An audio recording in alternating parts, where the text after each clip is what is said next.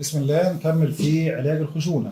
قلنا العلاج الطبيعي وإن احنا نعمل تقوية لعضلات الفخذ من أهم الحاجات في علاج الخشونة.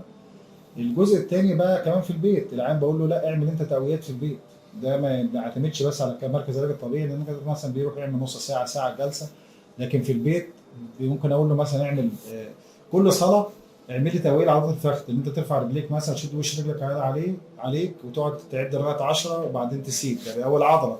ممكن كمان لو الحالة لسه بسيطة نحط أوزان زي نص كيلو، ربع كيلو، كيلو، حسب القدرة، حسب ما الطبيب يحدد وقدرة العيان على عمل هذه التمارين. يبقى ده واحد. اتنين، بنعمل مثلا في بعض لو في مثلا اتشاح في الركبة لا قدر الله، في التهاب في الركبة، بنعمل كمادات تلج عليها، ما بنعملش كمادات ميه دافية.